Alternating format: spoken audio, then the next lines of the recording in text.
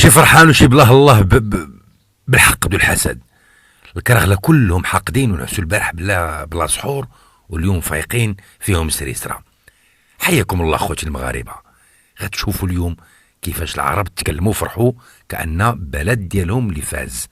يعني الناس بهستيريا اكثر من مغاربه ولا كيجيهم الفوز عادي وتايقين في المنتخب ديالهم. حتى فازوا بالبرازيل على حساب البرازيل كأنه عادي، كأنهم فازوا على النيجير كيف فازوا الحباب الجيران اللي جاتهم الحقد والحسد ضد في المغرب وقالوا الجلسة والسحر.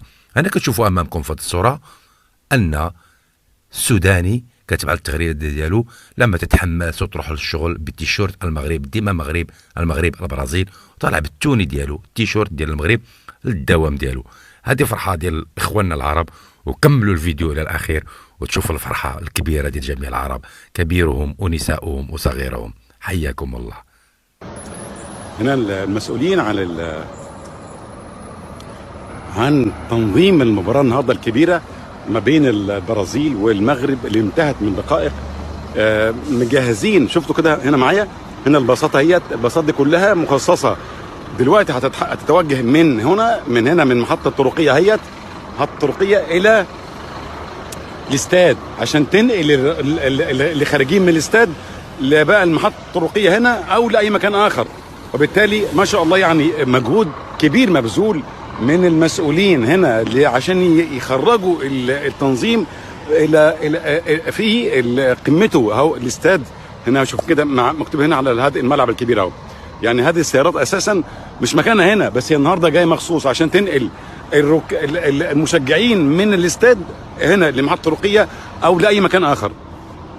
فتبارك الله يعني تنظيم بديع بالفعل لهذه المباراة الكبيرة. على البرازيل، هذا الجيل لا يتوقف عن صناعة التاريخ. الحلاوة دي اقسم بالله جيل التاريخ والله. زي البرازيل كانت لابسه اصفر، مستحيل تكون البرازيل هي اللي لابسه احمر. بجد المنتخب المغربي عمل ماتش. ايه وليد الجيل اللي انت بنيته ده؟ ايه وليد الجيل اللي انت بنيته ده؟ خطورة وضيعنا اهداف ومسجلين هدفين، وحتى الهدف اللي البرازيل جابته كان خطأ من حارسنا بونو، ما عرفش يمسك الكورة. بنلعب على هادي خالص 1 2 1 2 1 2، والبرازيل مش قادره تضغط عليك عشان هم عارفين كويس ان هم لو ضغطوا عليك هيفتحوا كميه مساحات وانت تضربهم بالمرتدات. ماتش خرافي تكتيكيا. على الجيل ده حرفيا الطموح وصلت السقف، واحنا نستنى كاس العالم الجاي، واحنا رايحين كاس العالم الجاي عشان ناخده. خلاص الطموح حرفيا بقت في السماء. الاهداف كلها من جمل تكتيكيه مش من ضربه ثابته مثلا ولا كره خطف كده. تقريبا بسبب المباراه دي ممكن نقول ان المغرب في النهائي خلاص، نهائي افريقيا السنه الجايه، لان ده المفروض الطبيعي. يعني بعيدا بقى عن المباراه تماما، اللي عمله الجمهور يا شباب والله ما طبيعي. من التيفو الجميل ولا من التشجيع على كل كوره، ماتش خرافي بكل حاجه فيه. الف مبروك لاهل المغرب، مستمرين باذن الله الانتصارات الخرافيه.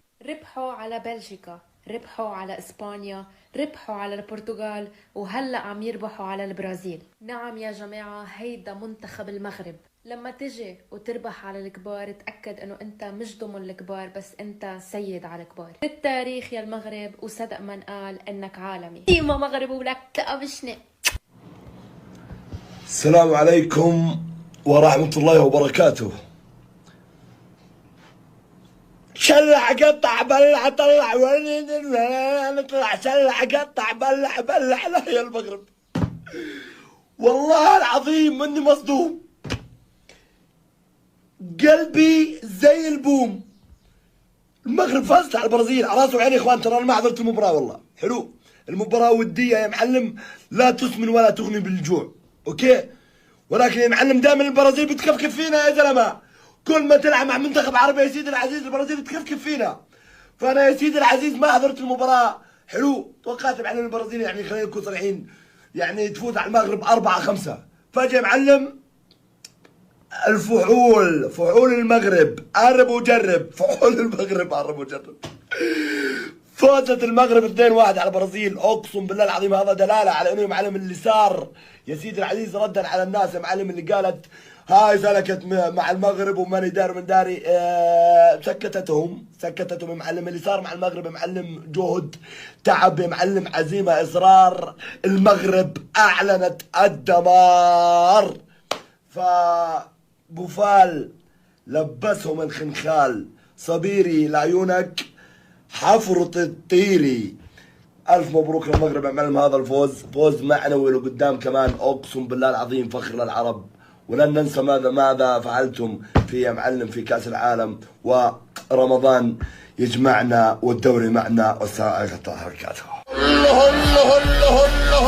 ولع يا مغربي ولع، شو عم بصير؟ هيدا مغرب افريقي ولا مغرب اوروبي؟ هيدا مغرب اوروبي ولا مغرب عالمي؟ المغرب من بعد ما جلد الاسبان بكأس العالم، من بعد ما مكدهم بكأس العالم، عم يجي يجلد بطل واكثر محقق كأس العالم عبر تاريخ المنتخب البرازيلي. المغرب عم يجلدك جلد بوجود كازيميرو، بوجود فينيسيوس، بس هيدا العلم، هيدا المنتخب فوق فوق فوق. صار لازم نقول عنه مش بس منتخب مغربي، منتخب عالمي، منتخب كبير، منتخب جلاد، جلاد الأوروبية والأمريكية، جلاد الكبار والصغار، منتخب نرفع لك القبعة من العرب للأجانب للجميع.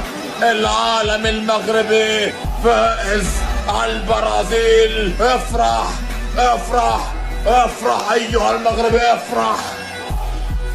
ما حدا يقنعني انه في بطل لكأس العالم غير المنتخب المغربي، المنتخب المغربي هو بطل العالم مش الارجنتين، يا عمي اللي سواه المنتخب المغربي بهاي السنة ولا اي منتخب موجود على هاي الكرة الارضية قدر انه يسويه. المنتخب المغربي فاز على المنتخبات الاوروبية، فاز على المنتخبات الافريقية، فاز على منتخبات امريكا الجنوبية، ولكم بالبرازيل بنجومها بعراقتها بتاريخها خضعت قدام المغرب، والمغرب فاز عليه بكل استحقاق وجدارة. يا المغاربة انتم ما شبعتوا وانتم عم تخلونا نفتخر فيكم، ما شبعتوا قد ما رفعتوا راسنا، والله اللسان عجز عن وصفكم، اقسم بالله انكم اسود اسود. اقسم بالله ان المنتخب المغربي هو كابوسي، اي نعم كابوسي. بكاس العالم طلعوا اسطورتي المفضل كريستيانو رونالدو ونزلت دموعه بسبب المنتخب المغربي، والان بالتوقف الدولي والشيء الوحيد اللي انتظره واجمل شيء هو عشق الطفوله، المنتخب البرازيلي خسر امام المنتخب المغربي وجلد. نعم اسود الاطلس جلده والمنتخب البرازيلي وبكل استحقاق. المنتخب البرازيلي مهزله بدون حلول. هارد لك لعشاق السيليساو، الف مبروك للمغاربه ولكل عرب. اللي نحكي عليه ونقول تطور المنتخبات العربية، هذا اللي ننقصده. المغرب من وصلت نصف نهائي كاس العالم واخذت مركز رابع، مو صدفة، لا مو صدفة. يجي ويفوز على البرازيل 2-1 وبأداء مو صدفة، هم فاز بأداء واستحقاق. هذا اللي نحكيه بالتطور العربي. ألف مبروك المغرب على هيك منتخب، يعني ما شاء الله. الرقراقي القرعة هاي يا أخي، هاي القرعة قسم بالله العظيم حرام ما يخلونها من افضل مدرب بالعالم، قسم بالله العظيم بدون مجامله. يا اخي النوب الشوط الثاني سوى تغييرات، يعني بدل الاساسيه كلهم وعادلت البرازيل